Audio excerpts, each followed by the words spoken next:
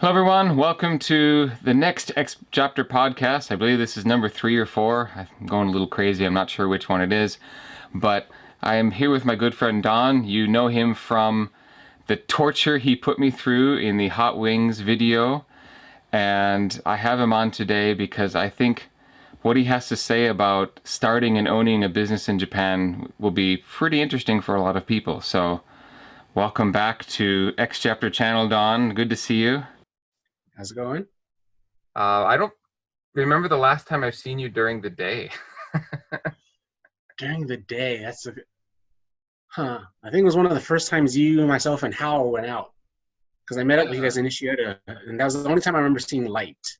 You are in a unique position in Japan that you came here originally not with the intention to open a business or anything like that. You were originally working in a language school, if I remember correctly, but you were Yes. sort of handed this opportunity and a chance to open your own place.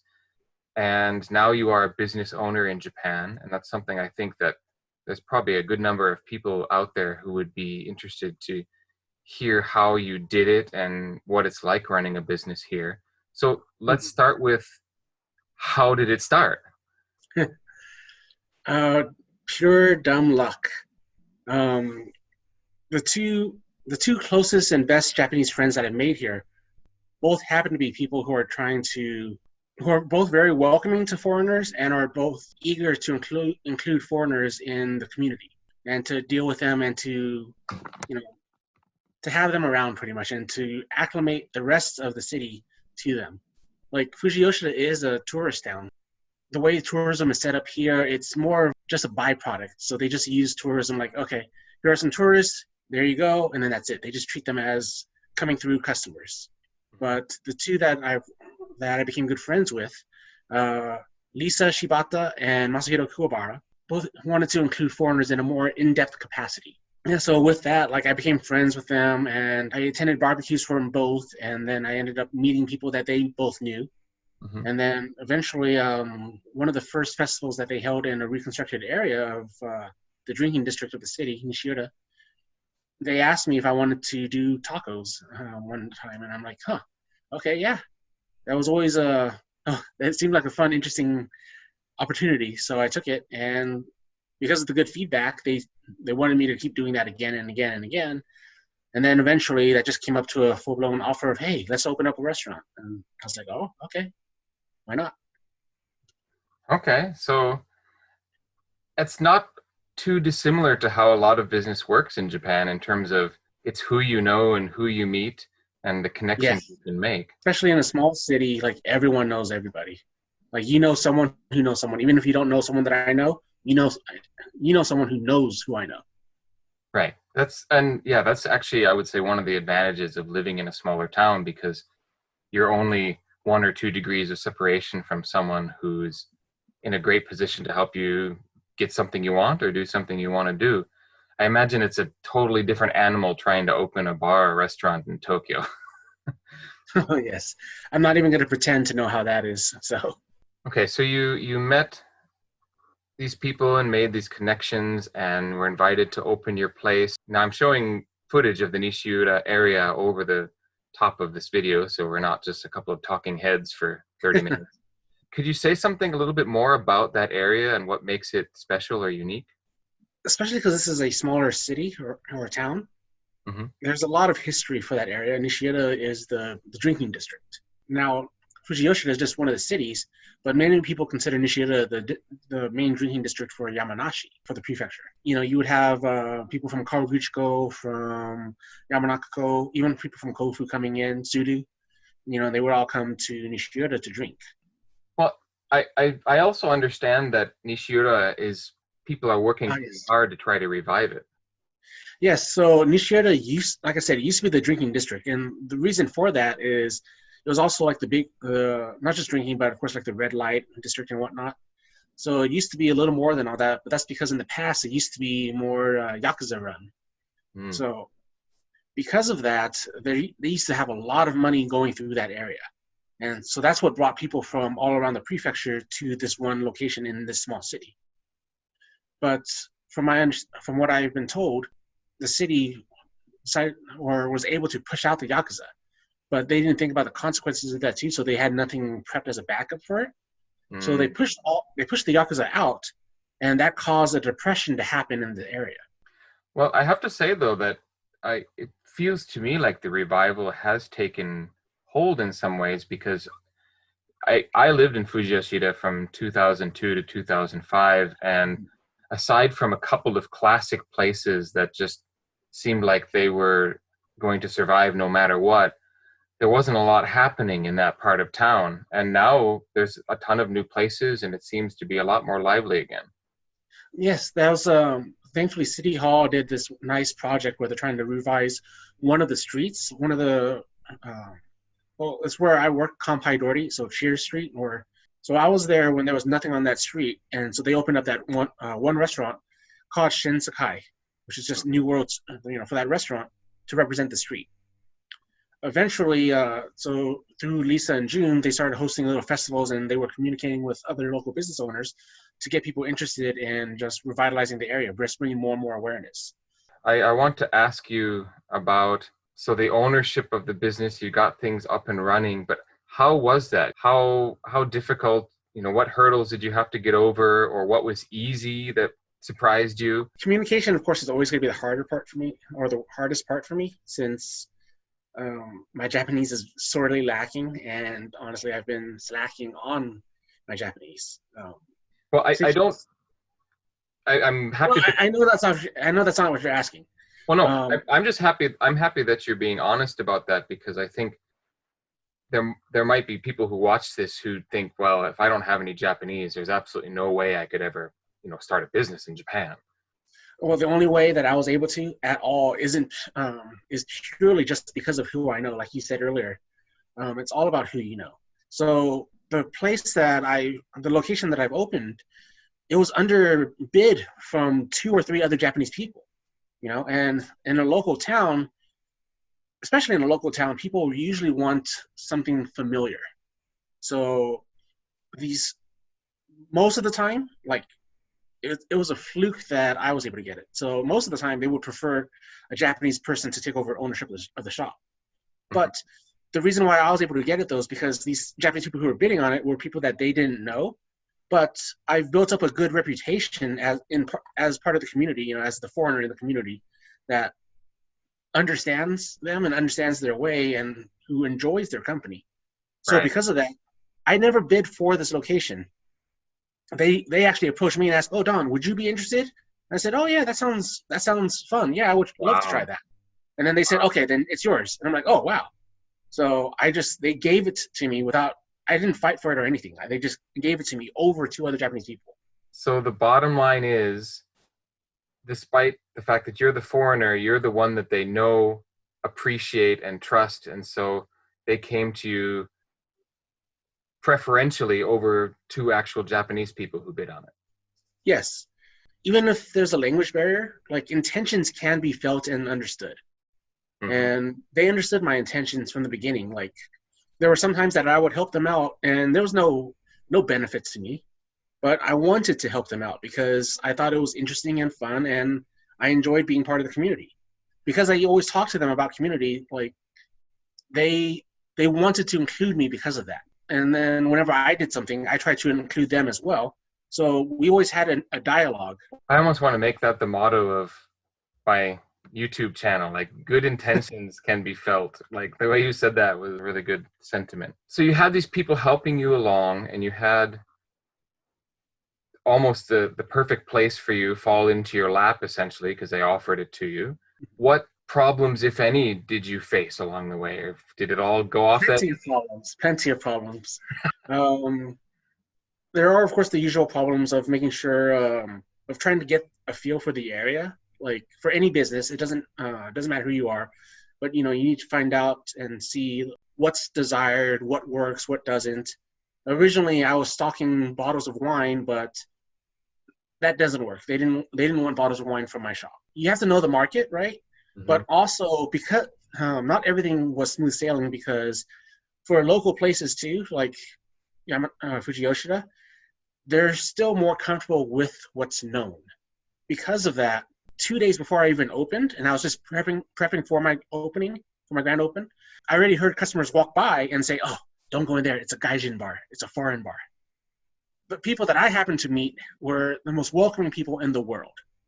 But there's a lot of people here who are not so welcoming.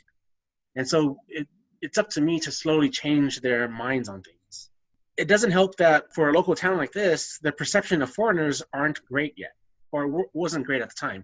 You have one other foreign business owner who makes them uncomfortable and angry. And then you have a bunch of tourists who are just coming in and leaving just because they just come through, so they don't care about them. They just see them as a fixture that just comes through like a natural occurrence. Right. So they have no reason to care about these foreigners. Mm-hmm. So my job wasn't just to open a bar. It's to kind of bridge the gap, if you will. So how did you do that? What sorts of things did you do that you have found to be successful in changing people's minds? Blood, sweat, and tears. Can you elaborate? So for example, it was quite dicey when I first opened because my first customers were only my friends in the area, and they would try to bring people in as well, thankfully. But most new people were too afraid to come into my bar. So the first 2-3 months, horrendous. Like I was lucky to make like $100 during the week. And even then, that would just go straight to bills, and so I would be constantly in the red, in the negative, you know. And everything still is a bit Japanese, the whole seniority mentality. Mm-hmm. So they think that they probably just thought that I was a passing fancy, if you will. So that I was just there for a few months and then I'd be gone. But the fact that I still stayed and that I built, one of the things that I was doing proactively was I tried my best to build a relationship with my neighbors, with the other businesses in the area. So there was the Italian restaurant there who I initially established that relationship with them, and they're great people. And so, you know, they're friends of mine. There was a ramen shop there that I became friends with, and we always supported each other as well. Eventually, I became friends with the other two bar owners in the area and the hostess bar. I can go into the hostess club and just ask, "Oh, sorry, I ran out of lemons. Can I borrow some lemons?" And they'd be like, "Oh yeah, no problem." We all help each other like a community because they all understood my intentions as well. And once I got them behind me, they also spoke well of me to their clientele. And eventually that helped to bring down a bit of that barrier. And after a while, you know, if you walk by my place enough times, or if you walk by any place enough times, you get curious. On the other hand, too, though, I've also hurt my own business because there are some things that I don't allow in my bar. So one of the biggest types of probably the most profitable clientele that I could have, that I do not have, are the pervy old men. Things are becoming more and more progressive, but they still haven't fully changed to that. I've had one customer who I won't say his name, but I am not a fan of at all. And I used to be nice to him, and I used to welcome him in my bar. Now I act indifferent to him because he would come into my bar and look at a girl's chest and be like, "Oh, she's got a nice rack." You know, and expect me to not be offended by that. So I refuse to allow that. And so now he doesn't come to my bar because he just talks bad about me. And so with that, he tells other customers as well.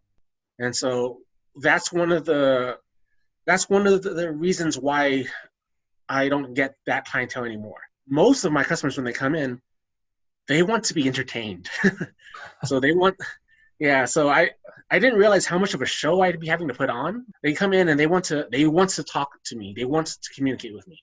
So they treat me like how I expect and know American bars to be. These Japanese people, they come in because they want to be able to talk with a foreigner and get my opinion on things, and because they want to experience something that's a little different. So that's usually the other type of clientele I get. So I was doing quite well, and until the epidemic. Now I'm kind of afraid that I'm going to be forgotten because I've been closed for 2 months. So you just, at what point did you decide, because Yamanashi wasn't under the same strict emergency shutdown that like Tokyo and Kanagawa were, and then even when Yamanashi was put under the all national lockdown, it was still kind of discretionary. You know, they couldn't force you to shut down, so businesses could decide which way to go. Why did you decide to close? It was the timing for everything was affecting my customers, though, of course. So like Mm-hmm. First off, 50% of my customers, like I said, were tourists. So even regardless if it was foreigners or in Japan, the restrictions scared enough people that I just started having less customers. Right. So from there, it eventually actually started to become more. I was just getting more and more locals instead. But then that eventually started to slow down too because the locals were getting afraid. Well, Like two or three weekends in a row, I only had maybe 4 customers for the weekend. Yeah. So, okay, I want to finish on one kind of snappy question, which is if you had 2 bits of advice for people who are thinking of maybe opening a business, bar, a restaurant, or otherwise, what is one thing that you would recommend they do and one thing you would recommend they don't? Okay. Okay. So one thing I would recommend that people do is share everything, and by that I mean like share in. It's fine to share in what you know, but also to share in what everyone else knows. So don't try to overtake or push your beliefs onto somebody else. Mm-hmm. And that's not just for running a business. That's also just for being in Japan. So some foreigners, we get a bad rap because there are some people who are like, oh, this is way better in my country because we do this and this works. What you're doing is wrong. They just flat out say stuff like that. You're wrong without trying to understand the why or any reasoning behind it. Mm-hmm. And that shows both arrogance and ignorance. You know, so that's the big don't, which connects with the do, which is to show understanding. As long as you understand everything, then it becomes easy to share with the locals. Even if Japanese is your Japanese level is as bad as mine, which is like horrendous. Well, you mentioned good intentions are felt by others and understood, and with a willingness to learn and the Don't be concept afraid. of Sorry, you know what? That's actually another good piece of advice. Don't be afraid. don't be Um, afraid. there are a lot of people who come to Japan but end up being afraid to try new things or to talk to people. Like they get used to their circle of friends, and then they don't really branch out to try talking to new people. Then they become satisfied with the people that they know. Don't let yourself be satisfied. Don't be complacent. You know, Nice. that's even advice for business owners in general. There are a lot of businesses that become complacent and then they don't do anything anymore, and then people get tired of it. Yeah. So I guess the idea I was going to finish off what I was saying a moment ago with like this concept of mutual support being important. Mm-hmm. But it sounds like don't at the same time don't rest on your laurels, so to speak, of Yes. the mutual support you have. You should continue to do outreach and try to make new connections and support others in turn. Yes. That's And nice. Japanese people, they understand that. And as long as you have good intentions without stepping on anyone's feet and without pushing your values onto someone else, they will understand you too. Like they are way more understanding than people give them credit for. There is a damaging stereotype out there that Mm-hmm. Japanese are set in their ways and they're not willing to change their views of foreigners or be charitable towards new ideas. But I would say you are living proof that that's not the case, and we shouldn't accept the idea that somehow Japanese society is this conservative thing that we can't be a part of truly, when that's obviously not true. All right. Well, thanks, Don. Thank you to all of you for joining us, and please continue to watch my videos. I put out a new video every Friday, and like and subscribe if you haven't already. Don's a longtime subscriber. He watches every video. If you look at the comments section, he's commented on almost every single one. So my #1 fan. And Not all positive either. and I hope my fandom of your bar can light a candle to your fandom of my channel. So Thank you very much for everything, and thank you for dealing with my rambling. So take care. you too, man. Thanks for joining. Catch you on the flip side.